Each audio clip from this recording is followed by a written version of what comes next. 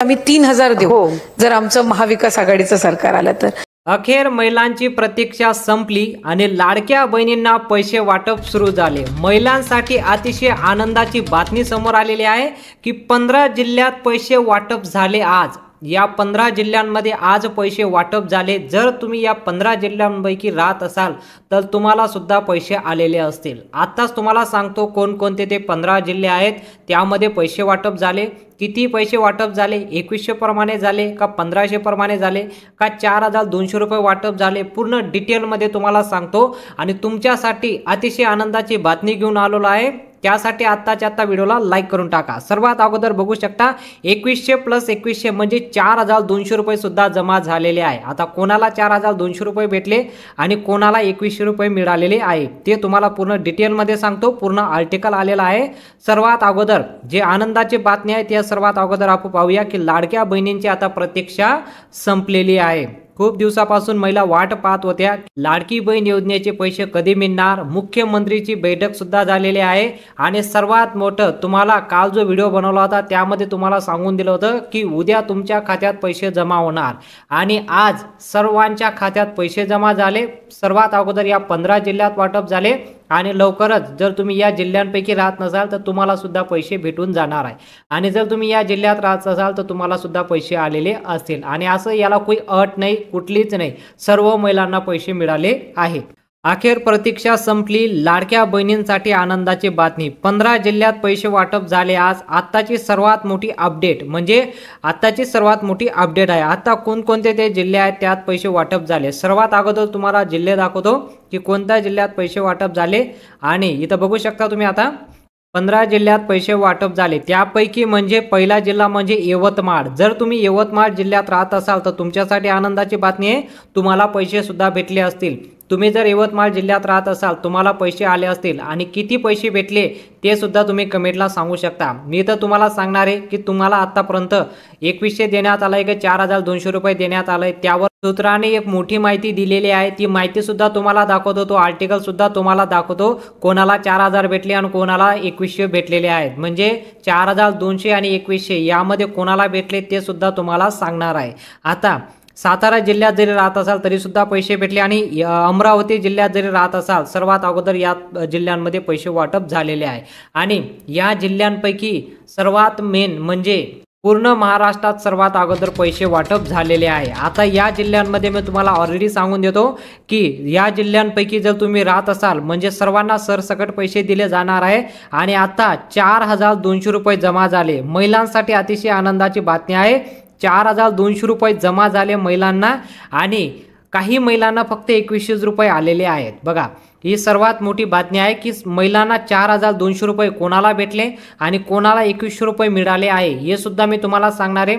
जर तुम्ही हे काम केलं असेल तर तुम्हाला 4200 रुपये भेटले असतील किंवा 4200 रुपये मिळणार आहे। आता ते कोणतं काम केलं आहे, कोणाला हे पैसे भेटले, आता तुम्हाला कसं 2100 भेटले, बाकींना कसं 4200 रुपये भेटले, त्यावर पण मोठं आर्टिकल आलेलं आहे। सर्वात अगोदर आपण बघूया की त्या 15 जिल्ह्यांपैकी जळगावला जरी तुम्ही राहत असाल, जळगाव जिल्ह्यावाल्यांसाठी पण आनंदाची बातमी, जळगावला सुद्धा पैसे वाटप झाले, नाशिकवाल्यांसाठी पण आणि संभाजीनगरवाल्यांसाठी पण। आता हे जे तुम्हाला जिल्हा दाखवतो यापैकी तुम्ही राहत असाल तर तुम्ही आतापर्यंत कमेंट केलं नसेल तर तुम्ही कमेंटमध्ये सांगा आम्ही या जिल्ह्यात राहतो। पूर्ण जिल्हा तुम्हाला दाखवतो कोणकोणत्या जिल्ह्यात वाटप झाले आणि सर्वात अगोदर एक मोठी अनाउन्समेंट सुद्धा झालेली आहे। ती अनाउन्समेंट ऑलरेडी त्यांनी करून दिली आहे, फक्त त्याला मान्यता नव्हती, आता मान्यता सुद्धा भेटलेली आहे। ती म्हणजे सर्वात मेन म्हणजे पीठाची गिरणी वाटप होणार, याला पूर्णपणे मंजुरी झालेली आहे। सर्व महिलांना पीठाची गिरणी वाटप होणारच आहे, यावर मंजुरी झालेली आहे। आता एक केंद्राकडून वरून ऑर्डर आलेला आहे। बघा केंद्र शासनाने मंजूर करून टाकलं की तुम्ही महाराष्ट्रामध्ये संपूर्ण महाराष्ट्रात तुम्ही पीठाची गिरणी वाटप करायची। आत्ताची सर्वात मोठी अपडेट आहे। सर्वात अगोदर तुम्हाला सांगतो यावर एक आर्टिकल आला आहे, तो आर्टिकल सुद्धा तुम्हाला दाखवतो की पीठाची गिरणी कोणाला मिळणार आहे कोणाला मिळणार नाही ते सुद्धा डिटेलमध्ये तुम्हाला सांगणार आहे। आणि दुसरं म्हणजे शिलाई मशीनसाठी तुम्हाला थोडी वाट पाहावं लागेल, कारण की आता ऑलरेडी शिलाई मशीन त्यांनी चालू केलं होतं पण आता मंजुरी फक्त पीठाची गिरणीसाठीच भेटलेली आहे। पीठाची गिरणी कोणाला मिळणार आहे ज्या महिलांनी पिठाची गिरणीसाठी फॉर्म भरला असेल त्यांना देण्यात येणार आहे आणि पोर्टल सुद्धा ओपन करण्यात येणार आहे। जसं तुम्हाला घर किट भेटते म्हणजे भांड्याची एक किट भेटत होती तसंच आता पिठाची गिरणी घरोघरी भेटणार आहे। त्यासाठी तुम्हाला कागदपत्र काय लागणार आहे, कसं काय जोडायचं पूर्ण डिटेलमध्ये तुम्हाला सांगतो आणि सर्वात अगोदर मी तुम्हाला ते जिल्हे दाखवतो आणि मग तुम्हाला पिठाची गिरणीसाठी कसं फॉर्म भरायचा आणि कसं याचा लाभ भेटेल ते पूर्ण डिटेलमध्ये मी तुम्हाला सांगणार आहे। पण ऑलरेडी मी तुम्हाला सर्वात अगोदर जिल्हा दाखवून देतो रत्नागिरी। आता रत्नागिरीत जर तुम्ही राहत असाल तर तुमच्यासाठी पण आणि धुळेवाल्यांसाठी पण आणि रायगडवाल्यांसाठी पण यासाठी पण आनंदाची बातमी। या 15 जिल्ह्यांपैकी 9 जिल्ह्यांपैकी जर तुम्ही आता राहत असाल तर तुम्ही आताच्या आता कमेंट करून द्या। आता रायगडला सुद्धा पैसे वाटप झालेले आहे बघा। आणि मुंबईवाल्यांसाठी पण आनंदाची बातमी आहे। मुंबईला जर राहत असाल तरी देखील तुम्हाला पैसे भेटले असतील। नंदुरबारवाल्यांसाठी पण पैसे भेटले असतील आणि बीडवाल्यांसाठी पण पैसे भेटलेले आहे। उर्वरित जिल्हे बघण्या अगोदर आतापर्यंत तुम्ही व्हिडिओला लाईक केलं नसेल तर आताच्या आता व्हिडिओला लाईक करून टाका। या कॉर्नरला बटन असतं लाईक करून टाका, असं नवनवीन अपडेट तुमच्यासाठी घेऊन येत असतो। आता पिठाची गिरणी कोणाला मिळणार आहे हे सर्वात अगोदर आपण बघूया। पिठाची गिरणी कोणाला देण्यात येणार आहे?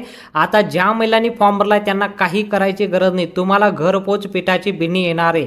पण जर तुम्ही फॉर्म भरला नसेल तर तुम्हाला 2 डॉक्युमेंटच जमा करायचं।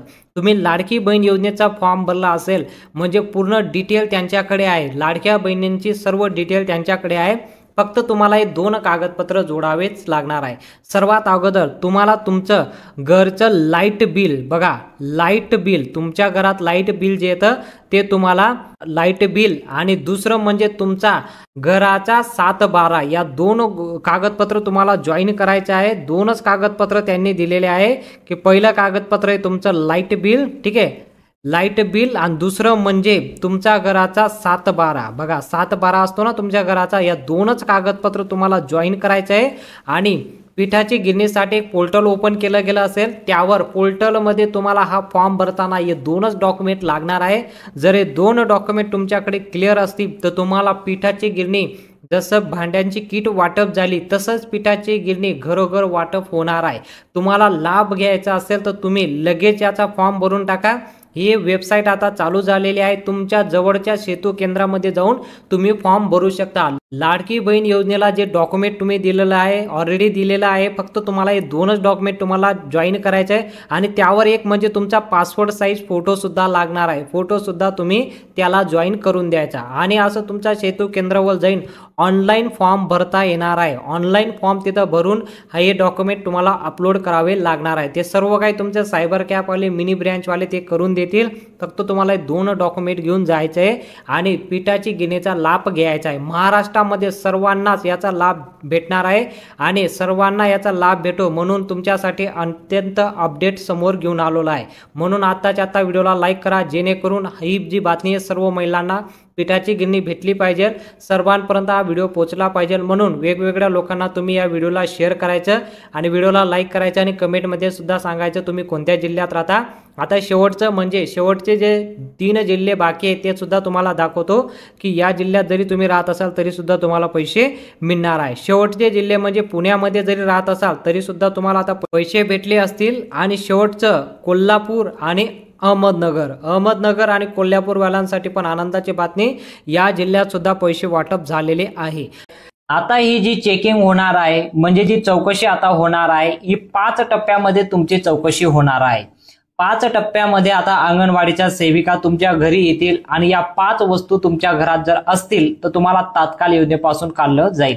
आणि मी यासोबतच तुम्हाला आता ज्या सुरुवातीला तुम्ही व्हिडिओ पाहिला असेल की यवतमाळ जिल्ह्यातून ही बातमी आलेली आहे की यवतमाळमध्ये अंगणवाडीच्या सेविका घरोघरी जाऊन हे सर्व काही चेकिंग करताय आणि चेकिंग दरम्यान घरामध्ये ज्या महिला आहेत, ज्या 3 महिला असतील त्यापैकी 2 महिलांना लाभ दिला जातोय, 1 महिलांना या योजनेपासून काढलं जात आहे। तुम्ही आताच ऐकलं असेल।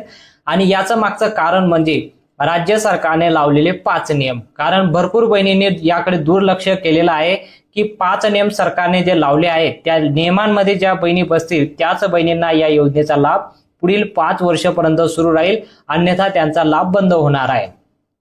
आणि राज्य सरकारने हे सुद्धा स्पष्ट केलेलं आहे की आम्ही जोर जबरदस्तीने योजनेपासून तुम्हाला काढत नाहीये, पण राज्य शासनाने जे नियम ठेवण्यात आले आहेत त्या नियमांमध्ये ज्या बहिणी असतील त्यांनीच फॉर्म भरावा असं आम्ही आवाहन सुद्धा केलं होतं. तर यामध्ये ज्या बहिणी बसतील त्याच बहिणींना लाडकी बहीण योजनेचा लाभ दिला जाईल.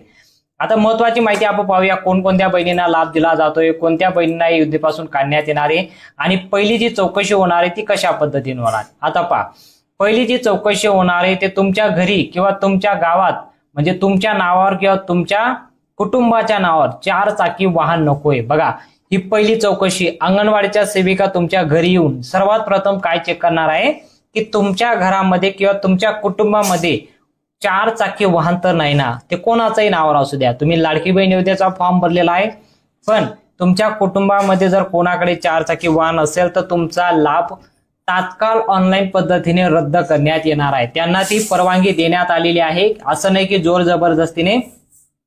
जर त्यांना आढळून आलं की तुमच्याकडे 4 चाकी वाहन आहे तर तुमचं तात्काळ ऑनलाईन पद्धतीने अर्ज रद्द करण्यात येणार आहे. एवढी जबाबदारी अंगणवाडीच्या सेविकांना देण्यात आलेली आहे. तुम्ही आताच व्हिडिओमध्ये पाहिलं असेल की लाडक्या बहिणी घरोघरी जात आहेत आणि ज्या बहिणींना लाभ दिला जातोय त्यापैकी आता त्यांचा अर्ज जर रद्द करताय तर ते अंगणवाडीच्या सेविकांना प्रश्न करताय की तुम्ही कोण होता आमचा अर्ज रद्द करणारे.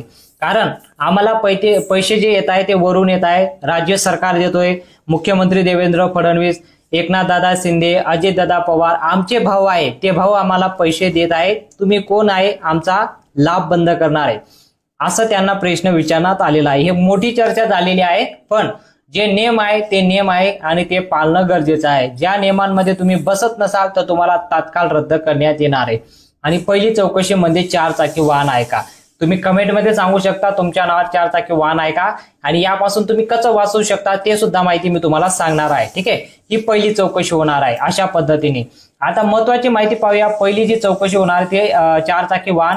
आता दुसरी जी चौकशी होणार आहे लक्षात पूर्वक घ्या, टोटल 5 चौकशा होणार आहे. त्यापैकी पहिली चौकशी गाडी आहे आणि दुसरी चौकशी जी होणार आहे, दुसरी चौकशी म्हणजे तुमच्या नावावर प्रॉपर्टी आहे का. बघा, चौकशी कशी होणार आहे, प्रॉपर्टी आहे का. जसे की शेती असू द्या, प्लॉट असो, तुमच्या नावावर कुठल्याही प्रकारचे जागा असू द्या.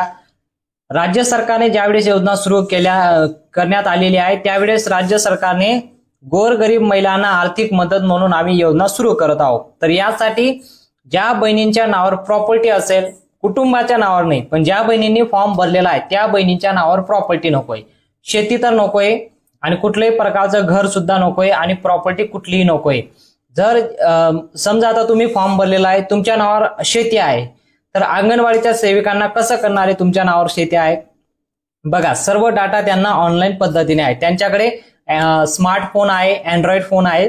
त्या फोनच्या माध्यमातून तुमचा आधार कार्ड नंबर जसंही त्या फोनमध्ये ऍप्लिकेशन मध्ये टाकलं की तुमच्या नावावर किती प्रॉपर्टी आहे, तुमच्या नावावर कुठली गाडी वगैरे आहे का, सर्व काही त्यांना डिटेल कडून जाणार आहे आणि ते डिटेल पाहून तुमचा अर्ज तात्काळ रद्द करण्यात येणार आहे. जर प्रॉपर्टी असेल तर.